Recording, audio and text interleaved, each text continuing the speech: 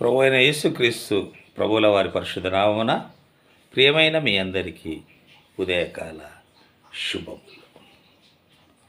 మారు మనసు, రిపెంటెన్స్, మారు మనసు, change in once mind set, heart, turning away from sin towards God and life. Focus on spiritual matters like righteousness, peace and joy. Peace and joy. దేవునితో సమాధానంగా ఉండడం వల్ల,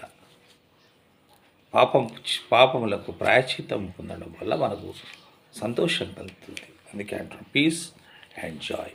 repentance, పశ్చాత్తాపం. మరి తప్పును తప్పుగా అంగీకరించి గతంలోని తప్పుడు పద్ధతులకు దూరంగా ఉండి మరి దేవుని మార్గం వైపు జీవితాన్ని మార్చుకోవడం.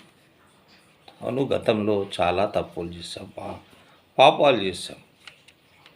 మరి వాటన్నిటిని వదిలిపెట్టుకోవడమే ఈ మారు మనసు. అందుకే అంటున్నాడు జీవితాన్ని మార్చుకోవడం.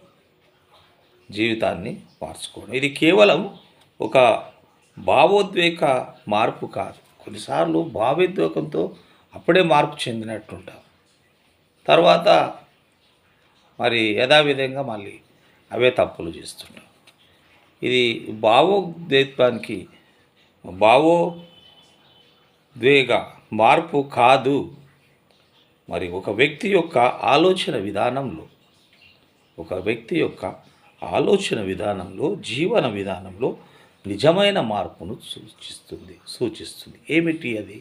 మారు మనసు అనేది మరి జీవన విధానంలో మన జీవితాన్ని మనం మార్చుకున్నప్పుడు మన విధానంలో కూడా మార్పులు చెందుతాయి. మనం జీవించే విధానంలో మార్పులు చెందుతాయి. ఆ మార్పును సూచించేదే మారు మనసు.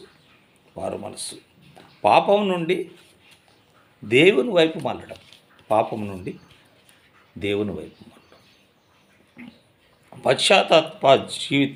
పశ్చాత్తాపం చెందడం మరియు క్రీస్తుని విశ్వసించడం. పాపం నుండి దేవుని వైపు మళ్ళీ మరి పశ్చాత్తాపం చెంది మరి క్రీస్తును విశ్వసించడం, క్రీస్తులో పూర్తి విశ్వాస్యతను కలిగి ఉండడం. ఇదే మారు మనసు. ప్రకటన 2:21. మారుమనసు పొందుటకు నేను దానికి సమయం ఇచ్చి తిని కానీ అది తన జారత్వం విడిచి మారు మనసు పొందదు. దేవుడు సమయాన్ని ఇస్తున్నాడు. ప్రకటన గ్రంథంలో మరి యోహాను గారు దర్శనంలో రాస్తున్నాడు. ఇది దేవుడు మాట్లాడిన మాట. ఏమంటున్నాడు దేవుడు? మారు మనసు పొందుటకు నేను దానికి సమయం ఇచ్చి తిని.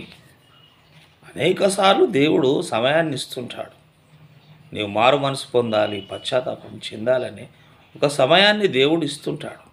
నేను ఇచ్చి తిని కానీ నువ్వేం చేస్తావు? తన జారత్వం విడిచి మారు మనసు పొందాలి. నీకు జారత్వం అంటే చాలా ఇష్టం, పాపం అంటే చాలా ఇష్టం, వ్యభిచారం అంటే చాలా ఇష్టం.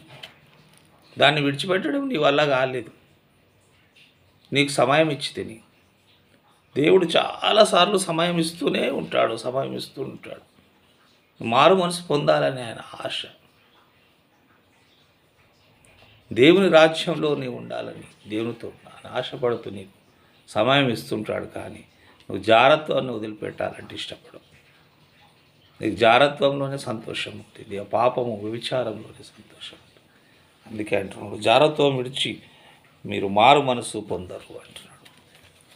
జారత్వం అనగా పాపము వ్యభిచారం విడిచి మీరు మారు మనసు పొందరు అని దేవుడే మాట్లాడుతాడు.